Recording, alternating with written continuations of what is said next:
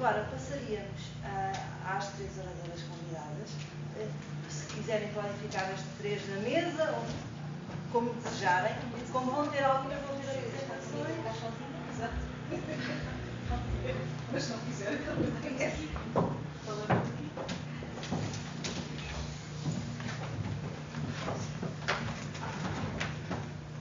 De acordo com o programa, iria começar a Diana Antiga, jornalista. Eu penso que em termos de nome dispensa apresentações. Agradecemos muito o facto da Diana ter vindo partilhar connosco a sua reflexão sobre estas questões. A Carla Cerqueira, da Universidade de Minho, Rita Basílio, da Faculdade de Letras da Universidade de Coimbra. São as três pessoas que nós conhecemos e com quais temos mais proximidade e conhecimento e que sabemos que têm refletido sobre estas temáticas. Agradecemos imenso estarem aqui connosco. E vou passar a palavra. Está bem, se eu começar a passar os 20 minutos, tens-me uma coisa. Eu tirava com o relógio, mas já te apareceu. Ora bem, para começar, boa tarde a todas e a todos e o meu agradecimento pelo convite para intervir hoje aqui neste debate sobre os média. Eu sou, como se vê, a raposa no meio das galinhas, que sou jornalista. E embora nem sempre os que trabalham nos órgãos de comunicação social, nomeadamente os jornalistas, vejam com bons olhos serem eles, por uma vez, quem é escrutinado, eu entendo que o exercício da crítica sobre os média é benéfica para nós todos. Para os média, para os jornalistas e para o público.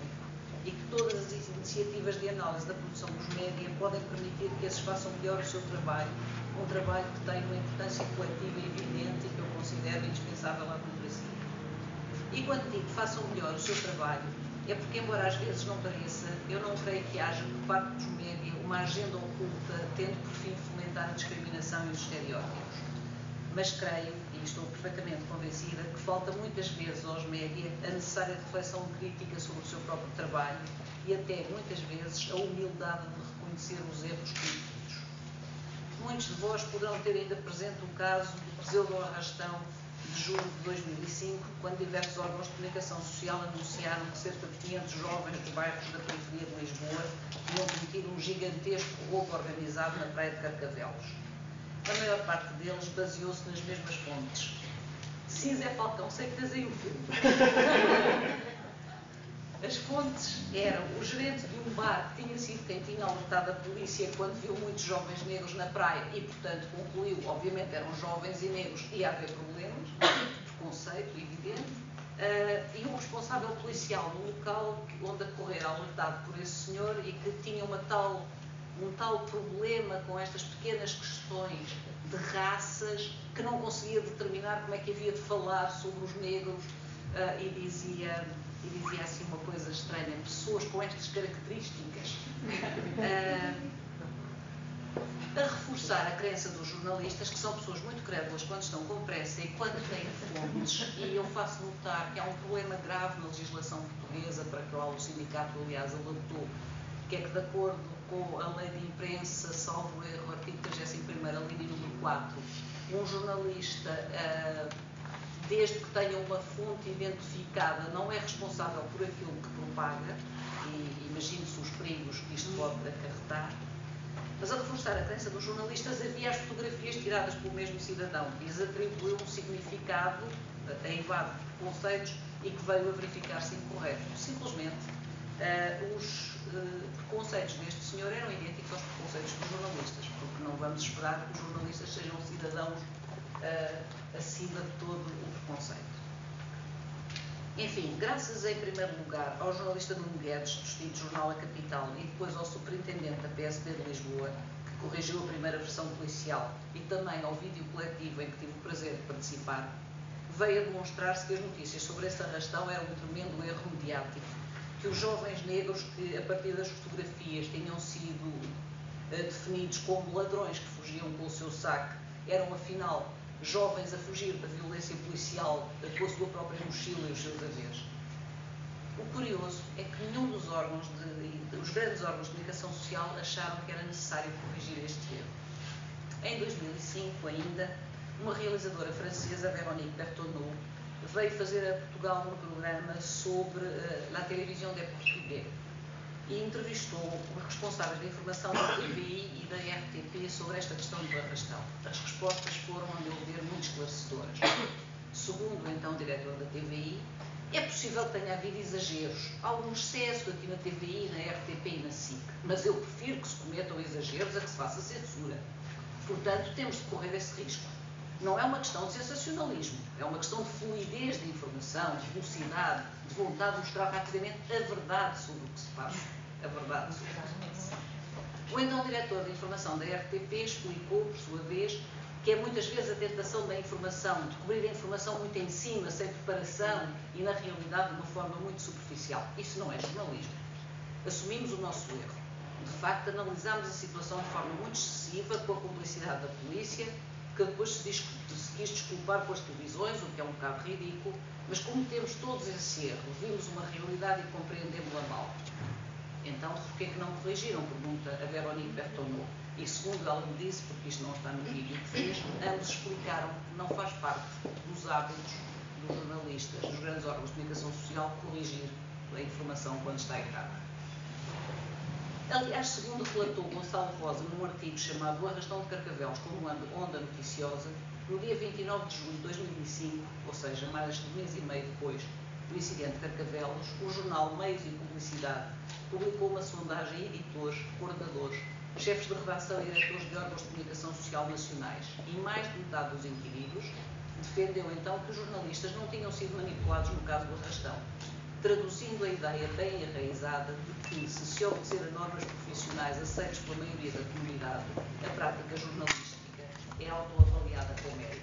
Ou seja, disseram um erro, mas tinham ouvido fontes e, portanto, estavam verdadeiramente inocentados do erro político. Nesse mesmo artigo, Gonçalo Rosa faz notar que não foram ouvidos representantes dos partidos com assento parlamentar não pertencentes à maioria, que se juntaram à unanimidade dos comentadores, e esses comentadores subscreveram igualmente o mesmo enquadramento, que é o enquadramento de, sim senhor, este é um ato de violência dos jovens das periferias, e sublinha a resistência dos jornalistas em escutar imigrantes ou descendentes de migrantes que, de alguma forma, pudessem rebater as acusações que lhes estavam a ser imputadas e, sobretudo, generalizadas. Esta diferença de tratamentos entre as fontes fora já salientada por João Carlos Correia no artigo que chamou Regresso ao Arrastão de Lisboa. Diz o João Carlos Correia: é fácil verificar que as entrevistas são guardadas para os especialistas e as testemunhas que classificam claramente o acontecimento como arrastão, cobrindo com a sua autoridade de peritos a definição do evento, a tal linguagem da autoridade. Já nas descrições do que ocorreu, há uma intertextualidade em que ecoam vozes testemunhas nem sempre identificados pelos jornais. Finalmente, há um claro déficit de diversidade. Todas as entrevistas dizem respeito a criminalistas, advogados, polícias, especialistas em segurança, autarcas, preocupados com o turismo e comerciantes preocupados com o negócio. Não há, por exemplo, entrevistas com membros das associações dos bairros problemáticos de onde provinham os jovens que teriam participado no assalto. Não admira assim que 2 e 3 anos depois das notícias sobre o episódio do arrastão e depois deste totalmente desmentido, as televisões continuem a incorrer em erros semelhantes. E passo a ler 2 mensagens ao produtor telespectador da RTP que alertam para isso mesmo. A primeira, de março de 2007, veio de uma espectadora que, dizendo-se completamente impressionada com o grau de racismo manifestado pela jornalista, protesta contra uma reportagem de 18 de março sobre a Quinta da Fonte, perguntando se lhe chamam um bairro de risco por ter africanos e ciganos, e se já pensaram que as palavras um bairro de risco é uma expressão criada nas redações e não nas ruas. E a finalizar comenta: depois da barraca do arrastão, pensei que os jornalistas tivessem a preocupação de investigar em vez de criar. Em 2008, 3 anos depois do arrastão, um engenheiro florestal de 42 anos, morador em Santarém, indignou-se ao ouvir a RTP referir outra vez o arrastão como se ele tivesse existido. Na vossa peça no noticiário do dia 13 de julho, às 20 horas na RTP1 e às 22 na RTP2, voltaram a mencionar o suposto arrastão na praia de Carcavelos, como facto que ocorreu, quando já é mais do que provado que aquele arrastão foi uma invenção dos média, habilidosamente aproveitável em termos políticos. Não abona a favor do rigor jornalístico dos serviços noticiários da RTP, que volta a insistir na tese do arrastão da praia de Carcavelos, sem nenhum benefício para a peça jornalística, que era sobre atos de violência em Loures, e cuja única relação aparente é de se tratar de cidadãos portugueses de origem africana. Esperava-se mais moderação e uma maior resistência por parte da RTP à tentação de estigmatizar grupos sociais.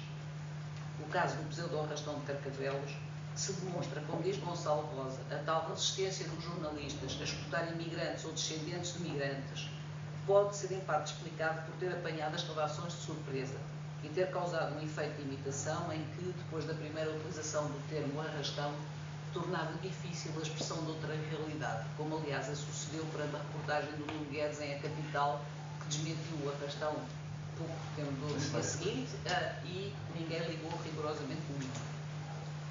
Infelizmente, não é a surpresa a única explicação para a manutenção de estereótipos.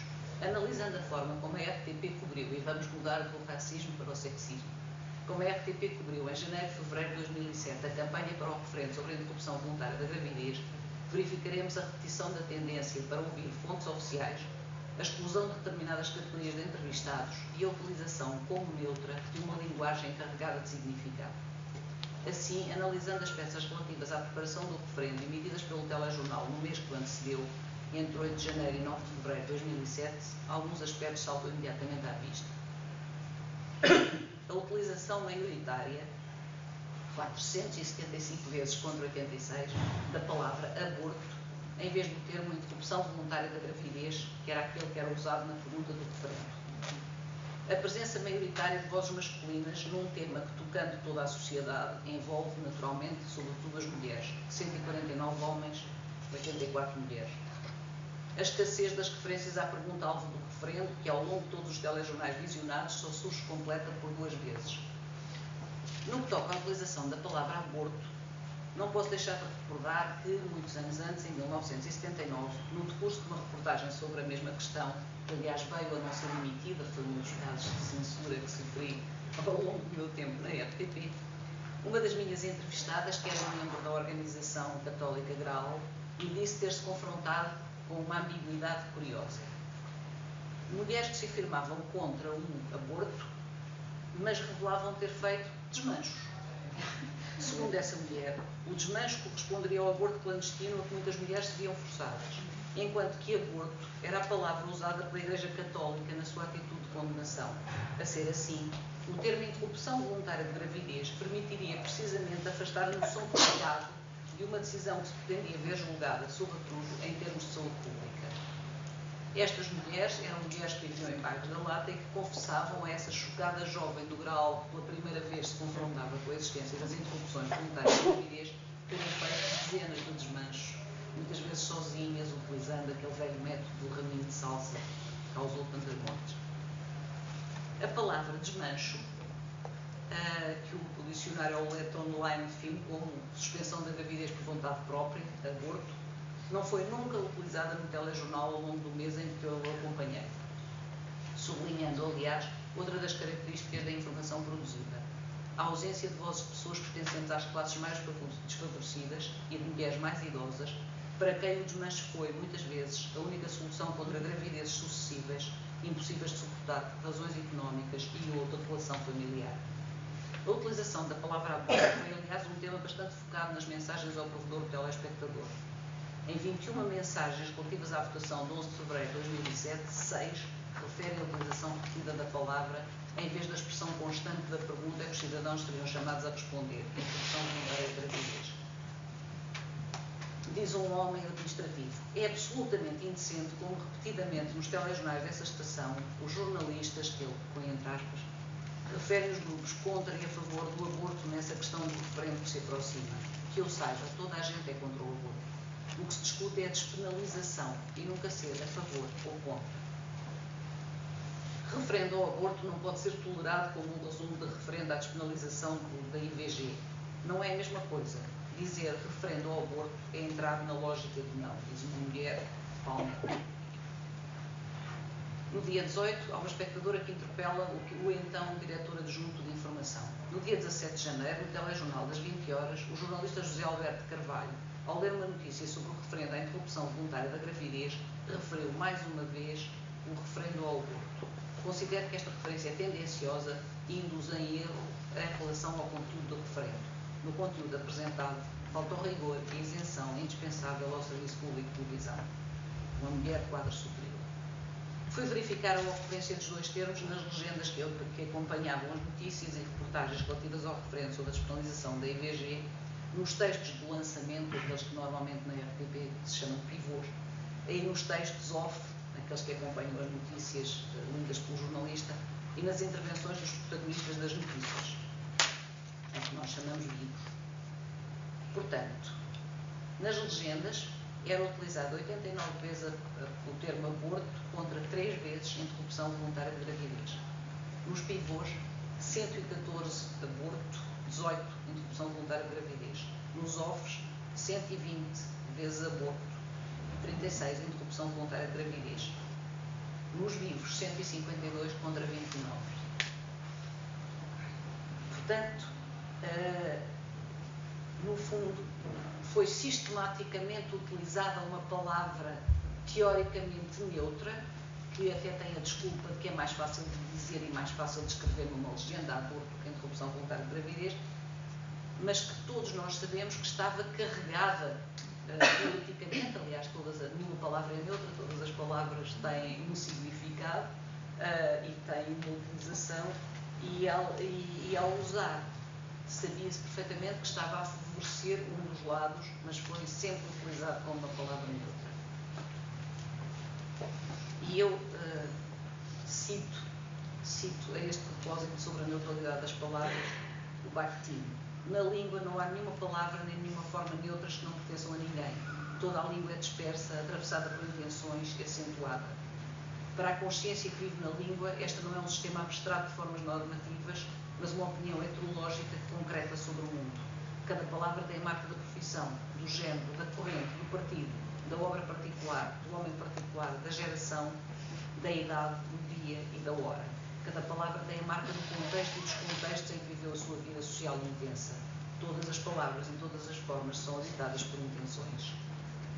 Aborto ou interrupção voluntária de gravidez não podem assim ser usadas como sinónimos, já que, embora ambas se refiram ao processo de interromper uma gravidez, as suas conotações são diferentes. E isto os jornalistas deveriam saber e ter consciência. No entanto, a sua utilização não corresponde fatalmente a uma escolha ideológica deliberada do jornalista ou sequer da estação, mas isso não impede que transmita ideologia. Os valores estão já inscritos na linguagem, independentemente do jornalista, independentemente do público. A linguagem, dizem Berger e Luckmann, concretizam o mundo no sentido de o apreender e de o produzir. Mas não são apenas as palavras que transmitem valores. A escolha de quem as diz, de quem ocupa o lugar da fala, são também bastante reveladores, e neste caso da subalternização da voz das mulheres. Um dado imediatamente visível ao longo destes telejornais anteriores ao referendo da IVG é que, embora a IVG se passe no corpo da mulher, o número de homens ouvidos é muito superior, 149 contra 84. Dividindo os diferentes intervenientes em 5 categorias, políticos, movimentos, médicos, igreja e outros, verifica-se que numa só categoria, os outros, as mulheres estão em maioria, 15 contra 13, é uma maioria bastante pequena. A maior disparidade é nos políticos, 56 homens contra 12 mulheres, refletindo a ausência de paridade nas estruturas político-partidárias.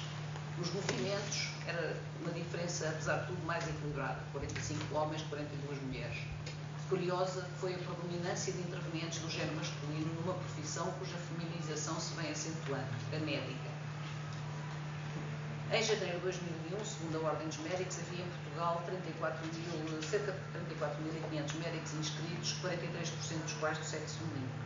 A proporção alterava-se nos grupos etários mais baixos. Abaixo dos 45 anos, 56% já seriam de sexo feminino.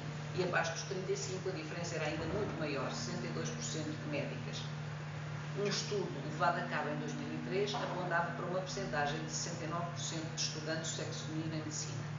Mas apesar dessa presença das mulheres na medicina portuguesa, ao falar da IVG no telejornal, falaram 19 médicos contra apenas 12 médicas.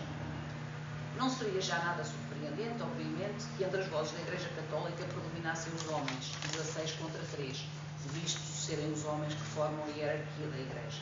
mas nem só de hierarquia se compõe uma igreja. E um desequilíbrio de 16:3 não permite que os espectadores se apercebam que, sobre a questão da IVG, pensam as mulheres católicas, confrontadas com as proibições pontifícias, não apenas em relação ao aborto, mas também às práticas contraceptivas de maior eficácia. Vemos assim que, tal como no caso do Museu do Arrastão, há vozes, a dos jovens portugueses de origem africana, que não são escutadas, e no caso do IVG também a voz das mulheres é menos audível que dos homens, ainda que o tema lhes diga diretamente respeito. E aqui ninguém foi apanhado de surpresa. Com data marcada, o referendo entrava na rotina informativa e a sua cobertura poderia ter sido planeada, tendo em conta a importância do referendo na vida nacional. Parece assim não ser excessivo concluir que, num caso como no outro, a cobertura noticiosa tendeu a discriminar aquelas partes da população já normalmente discriminadas. Ou seja, que o jornalismo, que usa referir-se a si próprio como contrapoder, funcionou e funciona no caso de minorias étnicas e da componente feminina da população como um amplificador de fortes poderes, reforçando a marginalização dos setores já marginalizados da população.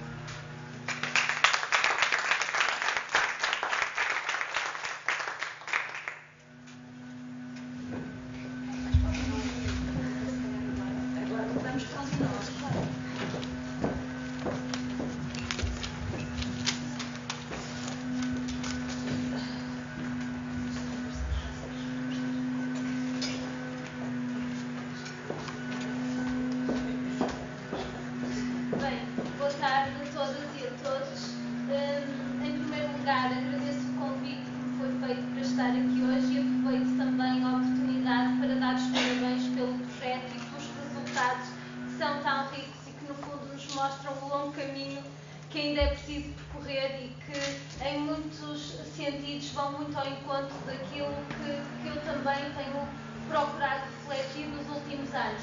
Peço desculpa, mas isto houve uma desformatação do meu computador para este, portanto, aquilo aparece ali um bocado esquisito. Hoje a minha proposta é falar-vos um pouco do trabalho que desenvolvi, de algumas das conclusões do trabalho que fui desenvolvendo durante o meu doutoramento e que se centrou também sobre a cobertura noticiosa do Dia Internacional da Mulher na imprensa portuguesa. Também, no fundo, vai muito ao encontro do que este projeto também fez, embora especificamente numa data. Trouxe-vos apenas, e não vos vou dizer nada de novo, porque muitas das coisas já foram também aqui referidas, alguns pressupostos que são essenciais para quem trabalha neste campo, e quando trabalha sobre representações de género, não é nada, obviamente, recente, e já desde a década de 60 do século XX, que os movimentos feministas falavam desta importância extrema que os meios de comunicação tinham na produção dessas representações e práticas que definem o género, e, portanto, estamos aqui a falar dos meios de comunicação enquanto lugares sociais e políticos de construção de identidades e de identidades dos vários grupos etários, étnicos, de classe, de cultura e de sexo. E por isso é que nós, quando falamos de representações, não estamos a falar, obviamente, da criação das representações mediáticas num vácuo social, mas estamos a falar dessa confluência de produtos culturais, de audiências, de instituições mediáticas e da própria sociedade, e, portanto, desta, no fundo, relação multidirecional entre estas várias esferas. Claro que muitos dos estudos têm apontado para esta persistência da cristalização de representações que são dominantes, da cristalização dos papéis tradicionais de género, mas estes estudos são também muito importantes para, e tal como este projeto também acabou por fazer, perceber que têm também, por outro lado, o poder e essa capacidade de resistência, de desconstrução em alguns casos e de uma certa inovação social. E por isso é que todos estes projetos de análise têm este papel fundamental de mostrar que se pode fazer de outra forma e de uma forma que dê um contributo melhor para a mudança social. Falou-se também já aqui desta questão, e quando eu estava a ouvir quer a Rita, quer a Diana, a falar da questão das fontes e dos discursos, estava-me a lembrar também de todas estas análises que fiz da imprensa, e porque nós vemos que realmente este poder de hierarquização de determinadas fontes está ali muito presente. Umas acabam por ser citadas, outras só são referenciadas, umas são muitas vezes, outras quase não são, e portanto é extremamente desigual, e neste campo as mulheres e os homens, como os estudos têm apontado, acabam também por ter esse papel desigual nos discursos. E daí que Van Dijk diga que a linguagem, quer a linguagem visual, quer a linguagem verbal, e quando falamos aqui de notícias, este aspecto é muito importante, acaba por ser um dos recursos mais poderosos do sistema patriarcal, reificando a lógica binária existente há vários séculos. Daí que seja fundamental nós trabalharmos a questão das visibilidades e dos silenciamentos. Não importa só ver que há mais questões, por exemplo, temáticas ligadas ao género a aparecer, ou mais fontes de mulheres que estão presentes, mas de que forma é que elas estão presentes, como é que esses discursos são escritos, neste caso, que analisamos imprensa, que impacto social é que isso vai ter, e, portanto, trabalhando aqui também o que é que não aparece e que impacto é que também isso tem. Como eu vos dizia hoje, e também é muito difícil, porque foram 4 anos de análise, é muito difícil sistematizar isto em tão pouco tempo, mas decidi-vos trazer algumas das conclusões do projeto em que eu analisei a cobertura noticiosa do Dia Internacional da Mulher na imprensa portuguesa desde 75, que foi o primeiro ano de comemorações oficiais em Portugal, até 2007. Analisei o Diário de Notícias e o Jornal de Notícias porque eram os 2 diários generalistas que existiam em 75 e que se mantiveram até 2007 no topo das publicações mais lidas e vendidas em Portugal. Além disso, um também tinham políticas editoriais diferentes, embora pertencessem ao mesmo grupo, que nos permitiria também aqui traçar algumas comparações. Esta é apenas uma das partes da análise, porque ela foi complementada com entrevistas a jornalistas, diretores deste período e também jornalistas que passaram por estas diferentes décadas, e tive também a oportunidade na altura de conversar com a Diana e de perceber também todas estas questões na voz de muitas pessoas que, de outra forma, para mim seria diferente só analisasse as notícias, e depois também dar voz às associações, aos movimentos que estão ligados às questões de género, questões das mulheres e feministas,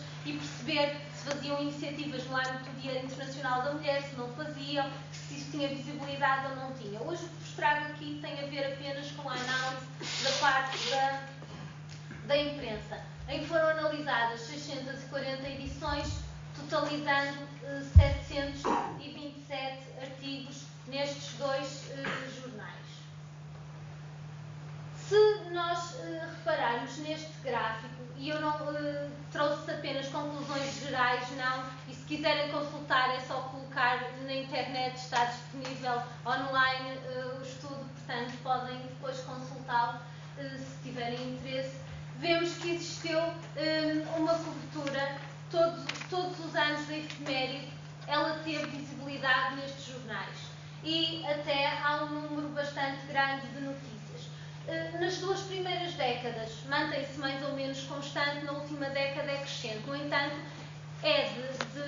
não se pode deixar de dizer que o facto de existirem mais notícias não significa que exista uma maior cobertura noticiosa e que esta seja mais intensa, porque é preciso vermos o espaço destas notícias, que tipo de género jornalístico, e adiante já com pouquíssimas, por exemplo, reportagens e pouquíssimas entrevistas, e o que mostra que foram notícias muito breves, e depois também a variabilidade das temáticas também nos mostra aquilo que também foi no fundo encontrado pelo que a Rita dizia na análise, que é um pouco aprofundamento de todas estas temáticas.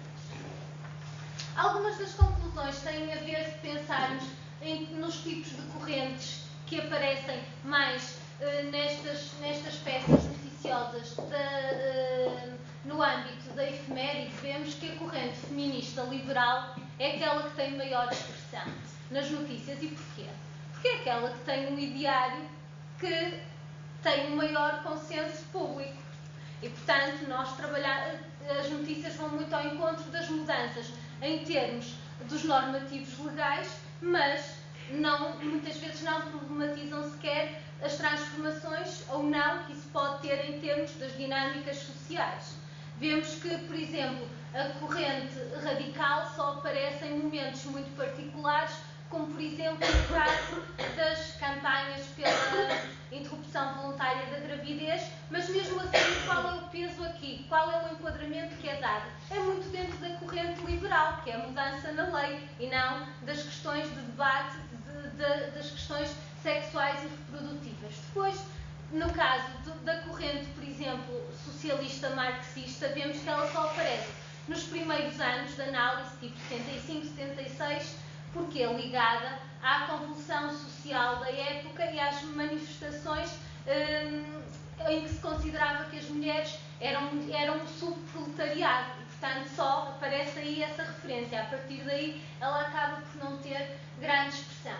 E depois, muito recentemente, a corrente o que é designado de pós-feminismo acaba por ter aqui bastante ênfase nestas peças, e aquele exemplo que há bocado a Rita dava, que encontrou no Dia Internacional da Mulher, é muito nessa linha de mulheres independentes, autónomas, que por si só são super mulheres excepcionais, que conseguem triunfar no mundo dominado pelos homens. E, portanto, são as tais exceções. Depois vemos também que o Dia Internacional da Mulher passa de uma reivindicação por melhores condições de vida, por várias lutas, em que aqui existe nos primeiros anos uma maior tónica na ação deste movimento, para um evento meramente simbólico, sem tónica na ação, de apenas recuperação do marco histórico, apenas de um simbolismo. Não podemos deixar de marcar esse dia, então vamos escrever alguma coisa para pôr no Dia Internacional da Mulher, que senão, como diziam muitos jornalistas, senão os leitores vão dizer, então vão-nos mandar uma cartinha, vocês não escreveram nada sobre o Dia Internacional da Mulher, temos que pôr lá alguma coisa. Depois vemos também que a concepção do poder aparece sempre com uma capacidade para inverter os papéis tradicionais de género, ou seja, são as mulheres que conseguem entrar em determinadas áreas que eram dominadas pelos homens. Vemos várias peças sobre as mulheres entram na área militar, entram na área judicial, as mulheres estão... X mulher que chegou a determinado cargo, por exemplo, numa empresa, etc. E aqui um aspecto muito interessante é a fusão de traços do que é masculinidade, da mulher que é forte, que é capaz, conseguiu, mas também de traços de feminilidade. Recordo-me de uma notícia de 2007 do DN em que dizia que era uma mulher na esfera militar e dizia que ela era forte, que ela comandava, mas ela estava impecavelmente penteada.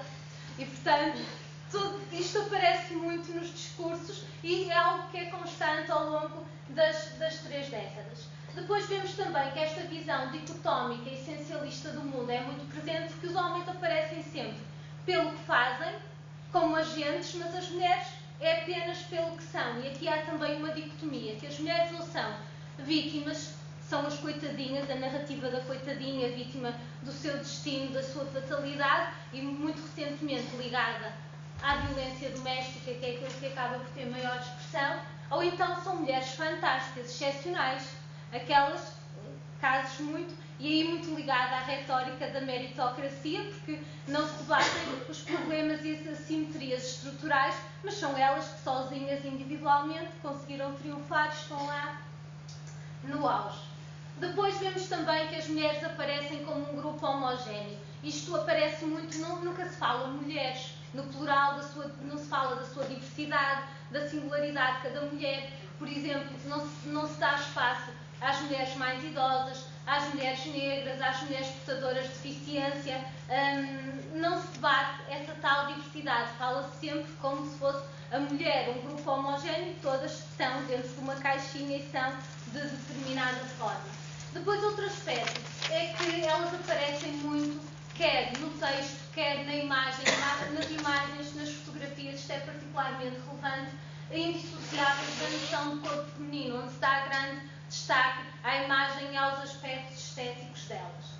Depois vemos que, aquilo que eu vos dizia inicialmente, há muitos temas que vão passando, mas poucos deles se sedimentam. É uma cobertura muito episódica e pouco substantiva. Muitas vezes nem sequer se dá voz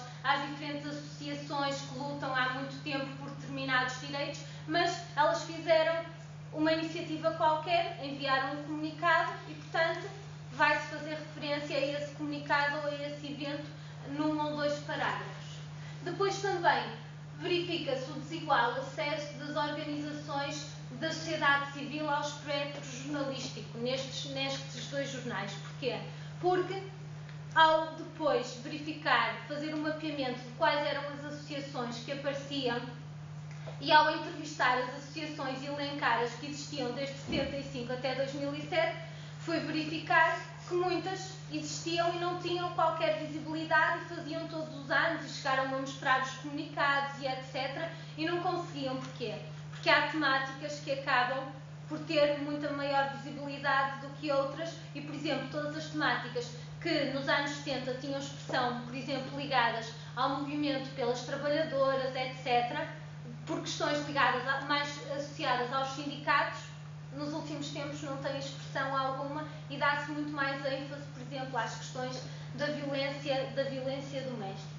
Depois, outro aspecto bastante interessante da análise está muito relacionado também com isto, das tais fontes oficiais que têm o predomínio, que dominam nestas notícias, é este conflito e interseção entre a agenda governamental e dos movimentos. Ou seja, se os movimentos fazem iniciativas ou tentam colocar na agenda jornalística temáticas, têm muita mais dificuldade em conseguir ser notícia até de grande dimensão do que quando depois isto chega, por exemplo, ao Parlamento e se debatem, por exemplo, como a IVG, paridade, etc., determinadas leis, e depois são essas as fontes que acabam por dominar e é muito raro que as associações, que foram elas que as colocaram, as temáticas no espaço público, tenham alguma visibilidade a falar delas nesses sentidos. Outras vezes acaba por ser bom porque acaba por ser a forma de se dar visibilidade a essas fontes e a essas associações.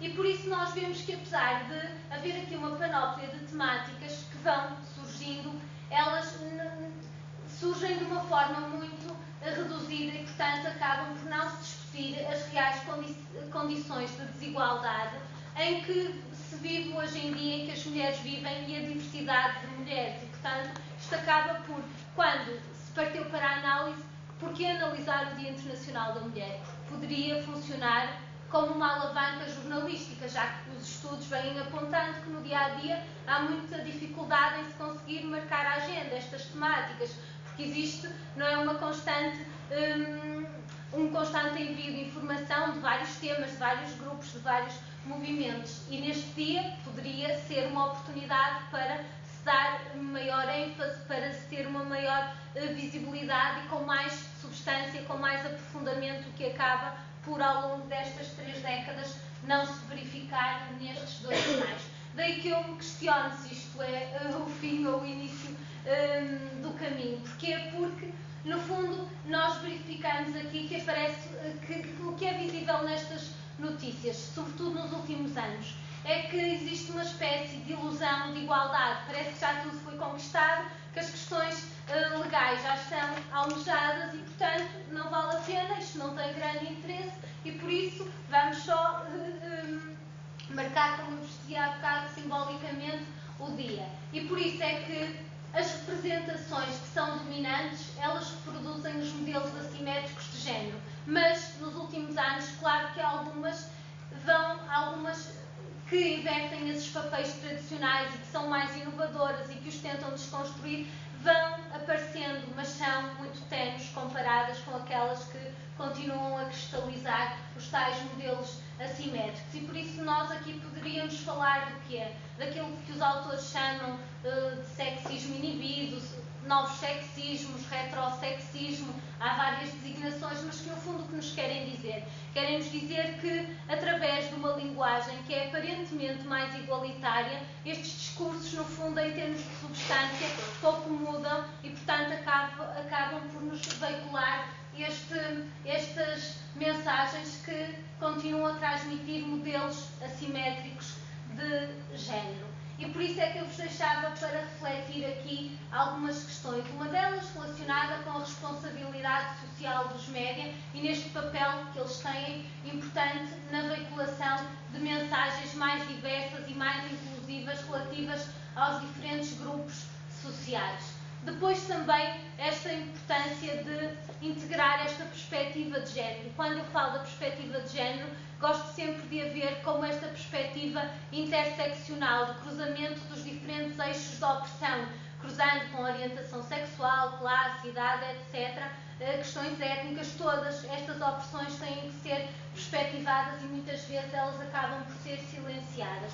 E depois, a Diana falava-nos aqui muito das questões da linguagem. Esta é realmente uma grande preocupação. É preciso reinventar, é preciso nós tentarmos de algum modo reinventar esta linguagem, porque ela é um organismo vivo e porque isto parece-me extremamente importante, porque ela é muito problemática quando nós fazemos a análise desta imprensa e porque, ao entrevistar as e os jornalistas e encargos alguns e algumas de chefia, dizem, mas é assim, a linguagem é assim e, portanto, nós não vamos mudá-la. Não, nós temos precisamente de fazer essa força para alterar. E depois, há bocado, quando dizia a Rita, estava a pensar que realmente eu também encontrei na análise, e reflito bastante sobre isso, muitos artigos que se baseiam em estudos científicos e que acabam por legitimar determinado tipo de posicionamentos, etc. E daí que eu vejo sempre este papel, e esta tem sido também uma das minhas lutas enquanto académica, ativista, assim, jornalista, porque eu, como já fui, e uma pessoa acha que depois é sempre, é algo que também, acho que o papel deve ser sempre esse de tentar fomentar um diálogo aberto entre todos estes atores, estes agentes que têm aqui um papel fundamental. E temos que ouvir todos os campos e perceber os seus pontos de vista, as suas dificuldades, o que é que pode ser melhorado em conjunto. E daí que eu acho fundamental que se criem iniciativas em que se junte estes diversos agentes, bem como a monitorização dos conteúdos mediáticos. Eu digo isto até porque ainda há pouco, no final de dezembro, estava numa mesa redonda que organizei no âmbito de um projeto em que coloquei nessa mesa várias associações que trabalhavam também questões de género e jornalistas da imprensa local, em Braga. E o que me diziam as e os jornalistas é que nós nem sequer temos tempo para ler o jornal que produzimos. E, portanto, se vocês fizerem essa monitorização, acabam também por nos dar, por ser uma mais-valia para nós muitas vezes refletirmos que com esta urgência de tempo, eu acho que todo o trabalho de monitorização e análise e depois de debate em conjunto acaba por trazer alguns frutos. E depois, por fim, e é algo que eu também tenho insistido muito, a tal questão da literacia mediática vista numa perspectiva tridimensional, que é a educação para os média, tentarmos discutir isto com os média, que eles criem novos discursos e que se faça este reinventar da linguagem, a educação dos próprios média, a educação para os média, esta era a dos média, que os média tenham esse poder de alterar as representações e os discursos que fazem, a educação para os média, que nós como cidadãs e cidadãos tenhamos esta leitura crítica destes conteúdos e depois utilizar também os canais mediáticos para apresentar estas contra-representações, ou quer que lhes chamemos, porque muitas vezes também, eu digo isto porque às vezes se nós nos propusermos a fazer, às vezes é difícil darmos esse espaço, mas outras vezes até conseguimos um artigo de opinião, algo que nos dê algum espaço naquele lugar e que muitas vezes vai fazer com que as pessoas pelo menos parem para pensar 30 segundos sobre aquilo e como poderia ser diferente. E por isso deixo-vos aqui com esta frase que acho que acaba por nos mostrar a importância que todos nós e todas nós temos nesta análise e nesta reflexão diária conjunta, neste caso das representações mediáticas. Obrigada.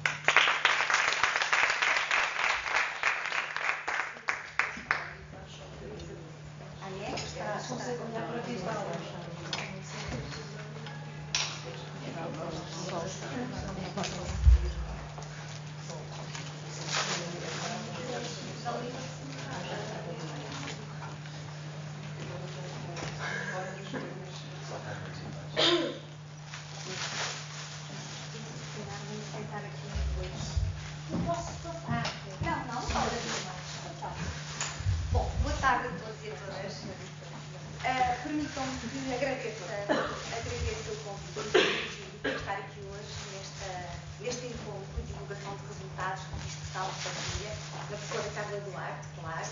Que cumprimente a Ana Rita, cumprimente a Diana Andrinha, a Carla Cerqueira. Nós já nos encontramos noutras ocasiões para discutirmos média e, em particular, o género. Portanto, é sempre um prazer, aprendo sempre muito convosco. Portanto, esta minha posição no final do seminário é muito ingrata, porque, enfim, o que eu tenho para dizer vai reforçar, de algum modo, muito daquilo que já foi dito. Isto para não dizer repetir, não é? Reforçar. E, portanto, está sobretudo na linha de continuidade com o trabalho que vos falou a Carla, na medida em que o que resolvi trazer para esta discussão, neste nosso encontro, foi justamente a questão dos média e do género. Portanto, os estereótipos de género e a relação entre os média como instituições que são hoje, no espaço público comunicacional contemporâneo, são as instituições que são as principais dinamizadoras desse mesmo espaço público comunicacional e, portanto, a questão dos estereótipos, em particular dos estereótipos de género e das suas implicações na nossa vida individual e social. Bom, portanto, eu começo por me referir justamente a esta questão dos estereótipos de género, que é uma questão difícil, é difícil de manusear a questão dos estereótipos de género. É difícil, sobretudo hoje, em que vivemos num tempo de grande complexidade, ambiguidades, e isso faz com que a questão dos estereótipos, e em particular dos estereótipos de género, se torne ainda uma questão mais difícil. Bom, a partir de uma perspectiva psicossocial, se quisermos ir buscar esses contributos, os contributos do pensamento psicossocial, nós podemos definir o estereótipo ou os estereótipos como conjuntos estruturados de crenças acerca de um coletivo social ou a atribuição de traços psicológicos de caráter geral a um grupo humano amplo. Esse é o caso das mulheres, que constituem um grupo humano amplo. Além disso, é também comum nós atribuirmos ao fenómeno social da estereotipização 3 processos considerados basilares, que são processos de caráter cognitivo, sendo que cada um desses processos o que faz é antecipar e ordenar de forma relativamente estável a experiência intersubjetiva dos indivíduos, as nossas experiências intersubjetivas. E refiro-me, por um lado, à categorização, ou seja, à segmentação do todo social em subconjuntos definidos, à comparação social, através da contraposição ou confronto simbólicos entre os grupos sociais pré-fixados, definidos, e, além disso, à atribuição de traços, o terceiro processo, atribuição de traços, isto é, à atribuição de características que legitimam a categorização ou o parcelamento estabelecidos. Além disso, aos estereótipos assim entendidos, portanto, do ponto de vista psicossocial, é comum nós atribuirmos 2 características fundamentais, e são elas, por um lado, a hipersimplificação da realidade social que, pelos estereótipos, é classificada, e, por outro, a ideia que nós podemos resumir por autorreferencialidade, de tal modo que, mesmo em presença de fatores que contradigam os estereótipos, provas que consideremos cabais, fatores empíricos, mesmo em presença desses fatores, os estereótipos que começam a ser usados, que estão em uso, são as tais resistentes à mudança. Ora, e então, quais as implicações destas características? Será que têm implicações? Claro que sabemos que as têm, mas por vezes é útil, pelo menos quem trabalha na academia e que, enfim, valoriza o trabalho teórico e de sistematização, de conhecimento, por vezes é útil pensarmos estas coisas do ponto de vista abstrato, não é? E procurarmos perceber, utilizando conceitos, ferramentas teórico-conceptuais para pensarmos, então, neste caso, nos estereótipos de género. Portanto, falamos em duas características fundamentais: hipersimplificação da realidade, que os estereótipos têm a capacidade de fazer, e, por outro lado, a tal ideia da autorreferencialidade. E, do ponto de vista das implicações destas duas características, a hipersimplificação da realidade o que faz é não apenas, enfim, do meu ponto de vista, não apenas favorecer a criação de expectativas que frustram os próprios sujeitos que estão ou que se encontram desarmonizados com os aspectos psíquicos e cognitivos que os estereótipos validam, e assim conforma-se à autorrepresentação dos próprios sujeitos, à autorrepresentação da identidade, mas também a representação dos outros é marcada por processos de reducionismo e de indiferenciação grupal, responsáveis pelo fenómeno que também a psicologia social denomina de homogeneização exogrupal, em contraponto com o favoritismo endogrupal. E disso já aqui falaram quer a Ana Rita, quer a Diana, quer a Carla.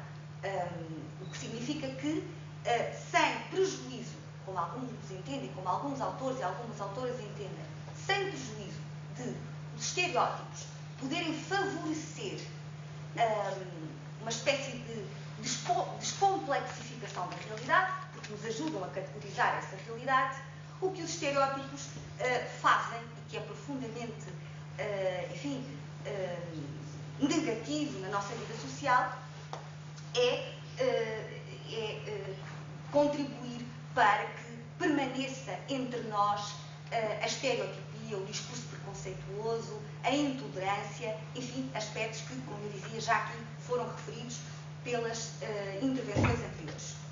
Além disso, os estereótipos, também ainda de um ponto de vista abstrato, e concretamente os estereótipos de género, não limitam apenas as escolhas individuais em relação ao sujeito e o que o sujeito pensa dos outros, influenciam igualmente as tomadas de decisões que os agentes sociais têm de enfrentar no seu dia-a-dia. Por exemplo, os agentes económicos, quando valorizam de forma diferenciada mulheres e homens, por exemplo, quando estão para tomar decisões a propósito de quem vai ocupar um cargo com elevada responsabilidade.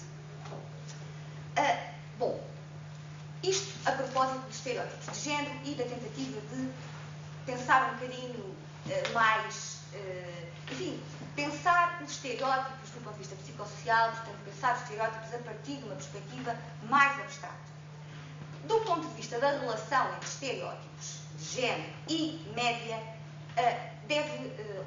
quero chamar a atenção para o seguinte: o conceito psicossocial de estereótipo surge com, pelo menos assim se defende, surge com um jornalista, Walter Lippmann, em 1922, que começou a pensar a opinião pública e se referiu aos estereótipos precisamente a partir de uma perspectiva psicossocial.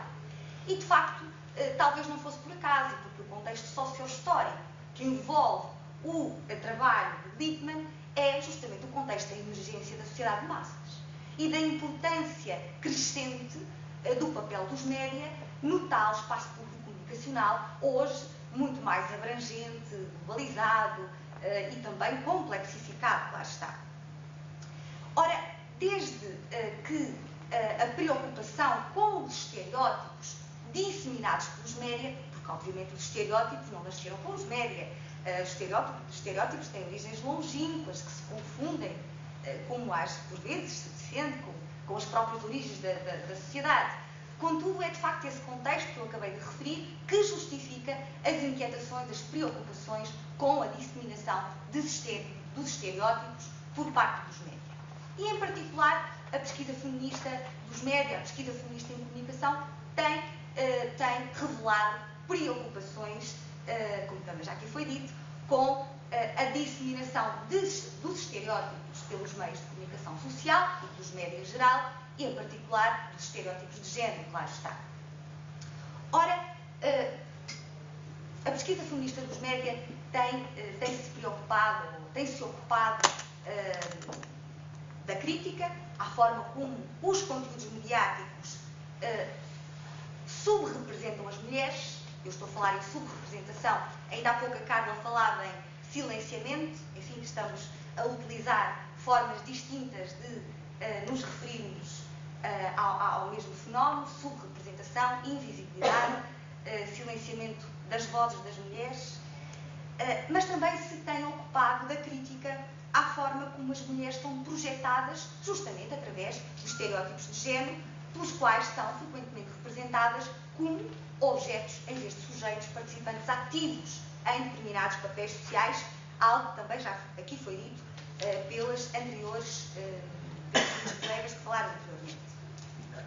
E é também, e diria eu, sobretudo por esta via, a via da disseminação de estereótipos pelos média, que a valorização social diferenciada de homens e de mulheres e a desigualdade baseada no sexo dos indivíduos se vêem reforçadas.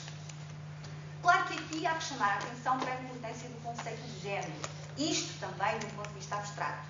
Isto é, o conceito de género, categoria que permitiu olhar para a sociedade e permitiu, de facto, pensar, refletir, criticar essa tal valorização social diferenciada de homens e mulheres, levando em consideração justamente que as mulheres são, pela sociedade e pela cultura, tal como os homens, valorizados de determinados modos. Portanto, o conceito de género, como é que se utiliza? Embora hoje, dada a complexidade que se sente na nossa vida cotidiana, na academia, em todas as esferas da sociedade, o conceito de género é hoje também objeto de muitas críticas. Contudo, continuamos a utilizar o conceito de género para nos referirmos aqui à construção social e cultural do sexo biológico dos indivíduos. E, a partir deste entendimento do conceito de género, então é possível nós olharmos para o modo como os meios de comunicação social, em particular, representam ou não e de que formas representam mulheres e homens e relacionarmos essa representação com uma visão androcêntrica do mundo que o próprio conceito de género nos permite pensar, nos permite criticar. E deste ponto de vista, o género, ou deste ponto de vista feminista, o género é, lá está, uma estrutura ideológica que nas sociedades patriarcais estratifica, não é? Estratifica a própria sociedade e divide os indivíduos. E, claro que, tratando-se de uma estrutura ideológica que nos leva, de formas mais ou menos subtis, a pensar de determinados modos, o género tem sido uma ferramenta, como eu dizia há pouco, verdadeiramente essencial, em particular nesta questão da análise dos estereótipos de género. E o trabalho feminista começou precisamente neste campo, começou precisamente por volta dos anos 60, por procurar monitorizar, por um lado, e refletir, por outro, os estereótipos de género presentes nos textos mediáticos. E este trabalho, enfim, tinha como principal enquadramento teórico, já agora se me permitem, um entendimento dos estereótipos como algo que representava falsidade, uma representação errónea da realidade, não correspondia à realidade. Já nos anos 70, fazendo aqui um grande avanço em relação àquilo que a pesquisa feminista nas áreas nos tem oferecido, nos anos 70 este entendimento do estereótipo como uma representação errónea ou falsa sofreu algumas alterações, alguns redirecionamentos. Porquê? Porque a partir do momento em que começou a prestar-se atenção à produção de conteúdos mediáticos, com a produção de um discurso particular, precisamente à questão da linguagem, já que hoje tão falada, então a ideia de que os média não refletem nem fiel, nem de forma distorcida a realidade, mas sim constroem a realidade social de modos determinados, permitiu olhar para os estereótipos, concretamente de género, de outro modo, como construções das identidades, das subjetividades que contribuem para a manutenção dos desequilíbrios de poder na sociedade, em especial entre homens e mulheres. E agora, se me permitem, agora é que eu vou fazer para vos mostrar o seguinte.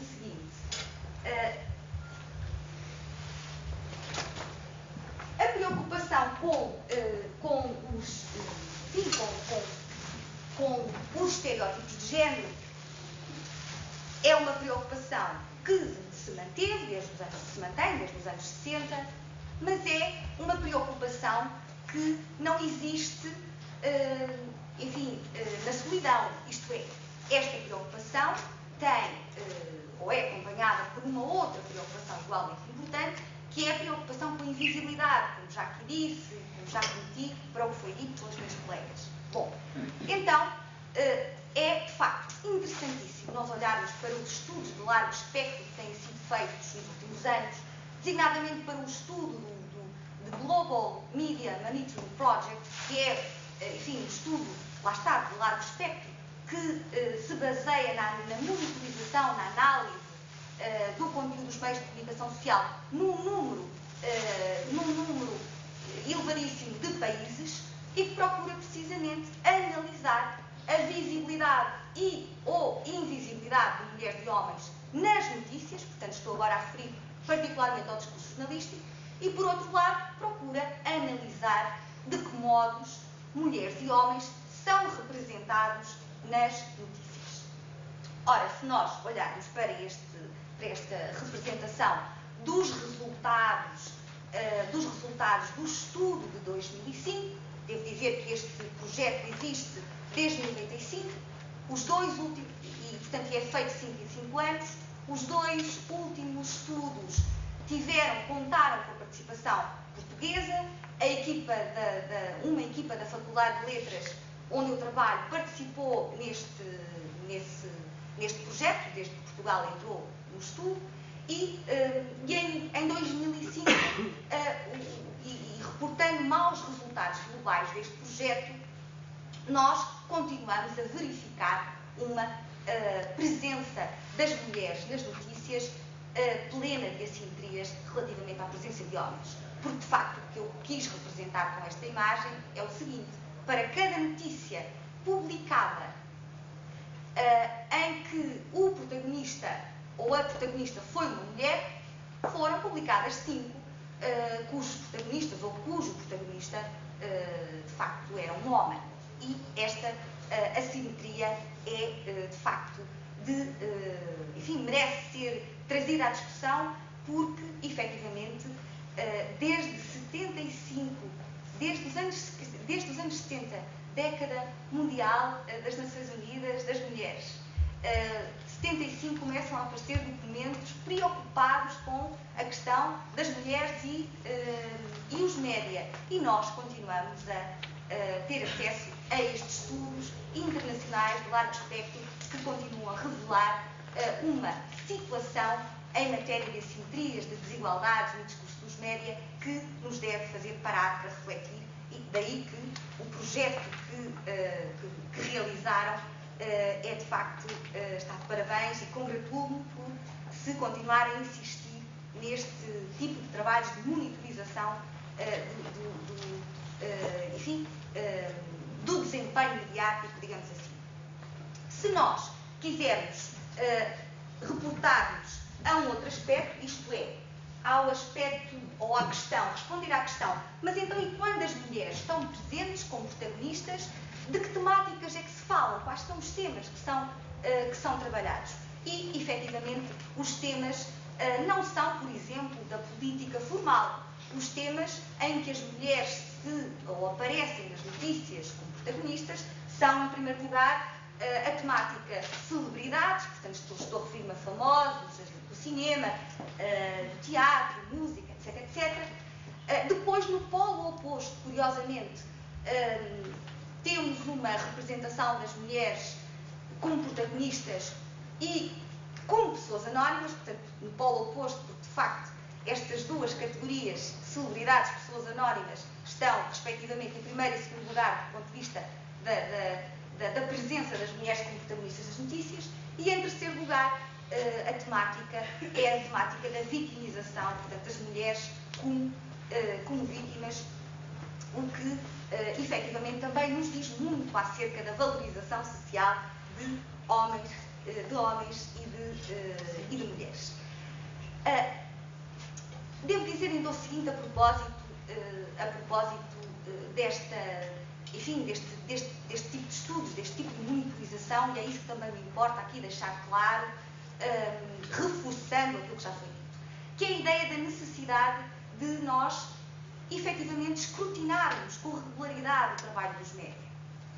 Escrutinarmos com regularidade o trabalho dos médios pelas implicações às quais comecei por me referir, desde logo no que diz respeito à disseminação, à transmissão de estereótipos de género que contribuem para reforçar a sociedade estratificada em que vivemos, em particular em razão do sexo dos indivíduos.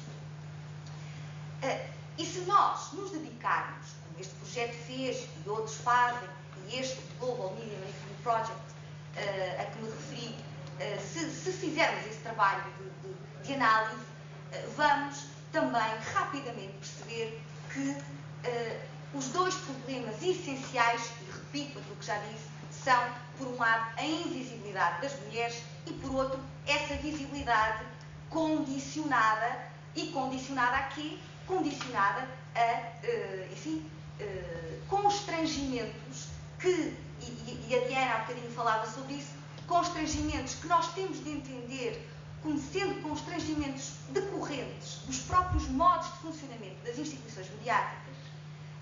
Isto é, não é uma conspiração de jornalistas, não se trata de uma conspiração de jornalistas, trata-se de constrangimentos que estão enraizados nas rotinas produtivas, neste caso das redações, não é? Onde as notícias são produzidas, mas, por outro lado, não podemos esquecer de que essa seletividade que decorre dessas rotinas, desses procedimentos, essa seletividade é uma seletividade que não está desligada de valores ideológicos e culturais que, nos quais a nossa cultura assenta.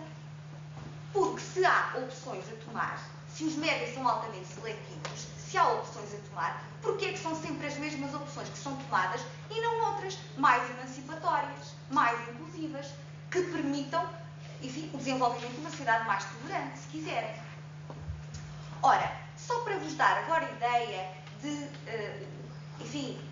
alguns aspectos identificados como mais problemáticos a propósito, não da invisibilidade das mulheres como figuras textuais, mas da sua representação estereotipada, mostrar, só 2 ou 3 diapositivos e termino com eles a propósito precisamente dessa construção mediatizada, estereotipada das mulheres. Claro está que o que a pesquisa vem documentando, em primeiro lugar, é a contínua utilização das mulheres como objeto sexual. Não só objeto, mas como objeto sexual. E, há certos tipos de discursos mediáticos, como, por exemplo, o discurso mediático produzido pela imprensa desportiva, e estes exemplos que aqui tenho são retirados da imprensa desportiva, que efetivamente fazem o apogeu dessa ideia, dessa imagem da mulher como objeto sexual. Por isso, as atletas, se quiserem fazer esse exercício de análise dos jornais desportivos, aos quais nós prestamos pouca atenção, diria eu, pelo menos quem, como eu, não segue religiosamente o desporto, e em particular o futebol, mas quando nós começamos a prestar atenção, veremos que não só a presença de estereótipos de género é elevadíssima em termos quantitativos e em termos qualitativos problemática, como a imprensa desportiva tem, de facto, audiências, eu diria, gigantes, num país tão pequeno como o nosso, com níveis de leitura tão baixos. E nós temos 3 diários desportivos, portanto, é, de facto, de assinalar. Bom, dizia eu, temos mulheres desportistas que são retratadas como as belas, as sexys, as princesas, portanto, os seus atributos físicos e não as suas qualidades como atletas são destacados com frequência, ou a sua comparação sistemática com os atletas do sexo masculino, que é também uma forma, como eu comecei por dizer, a comparação social de os estereótipos de género atuarem. A utilização da mulher como objeto sexual muitas vezes também nos aparece como estando associada a problemáticas de veras sensíveis, como é o caso da imigração.